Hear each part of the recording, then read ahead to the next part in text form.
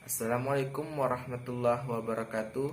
Sebelumnya perkenalkan saya Wilda Ramadan. Saya dari kelas 2C Pendidikan Geografi. Di sini saya ingin menjelaskan sedikit tentang rantai makanan dan biogeokimia. Seperti yang kita ketahui, rantai makanan merupakan jalur perpindahan materi dan energi yang dimulai dari satu tingkat trofik ke tingkat trofik berikutnya melalui mekanisme makan dan dimakan. Adapun jenis rantai makanan dalam ekosistem, yang pertama itu rantai pemangsa. Rantai pemangsa ini, tingkat trofik pertama pada rantai makanan pemangsa adalah tumbuhan hijau yang dalam ekosistem berperan sebagai produsen.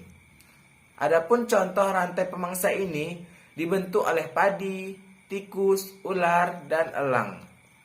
Yang kedua itu ada rantai parasit. Siklus pada rantai parasit dimulai dari organisme atau makhluk hidup besar sampai organisme yang hidupnya berperan sebagai parasit. Adapun contoh organisme parasit antara lain kutu, cacing, bakteri, dan benalu. Yang ketiga itu ada rantai saprofit. Rantai saprofit dimulai dari matinya suatu organisme dan kemudian diurai oleh jasad rendik yang berperan sebagai organisme pengurai. Contoh dari rantai saprofit ini seperti kayu, kayu lapuk, jamur, ayam, dan rubah. Fungsi dan model struktur DNA deoksiribonucleic acid. Ada lagi fungsi ginjal bagi tubuh manusia struktur.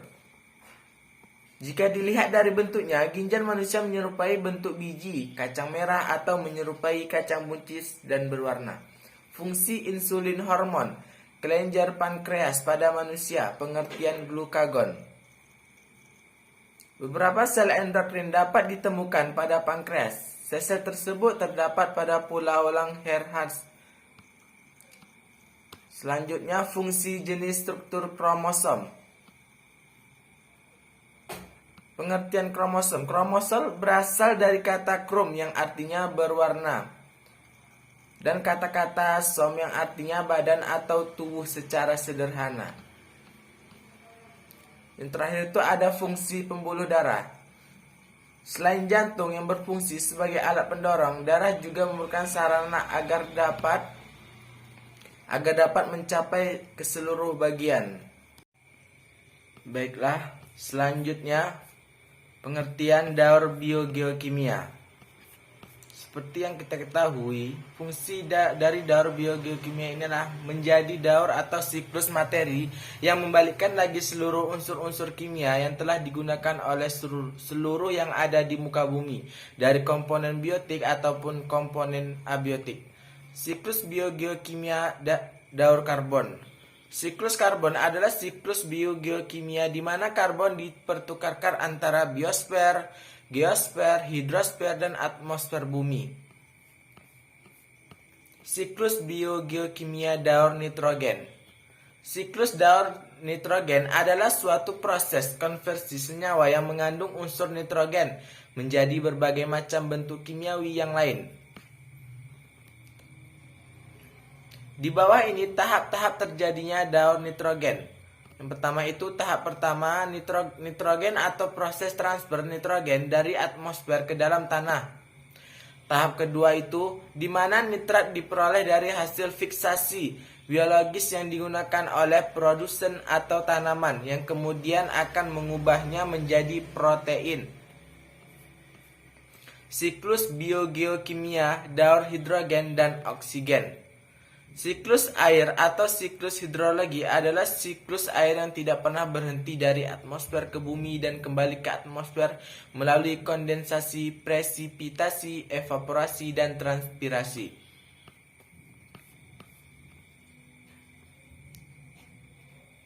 Daur air disebut juga daur hidrologi. Secara garis besar, daur hidrologi dibedakan menjadi 3 macam, yaitu daur hidrologi pendek.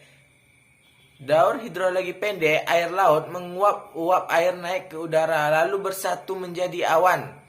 Yang kedua itu daur hidrologi sedang. Air laut menguap, uap air naik ke udara dan terbawa angin sampai di atas daratan membentuk awan. Yang ketiga itu ada daur hidrologi. Daur hidrologi ini panjang. Uap air yang berasal dari penguapan air laut, kolam, danau, sungai, maupun hasil transpirasi tumbuhan naik ke udara. Siklus biogeokimia daur belerang. Daur belerang atau daur sulfur adalah salah satu bentuk daur biogeokimia. Pengertian dan definisi lain dari daur belerang atau sulfur yaitu perubahan sulfur dari hidrogen sulfida menjadi sulfur dioksida, lalu menjadi sulfat dan kembali menjadi hidrogen sulfida lagi. Siklus biogeokimia daur fosfor.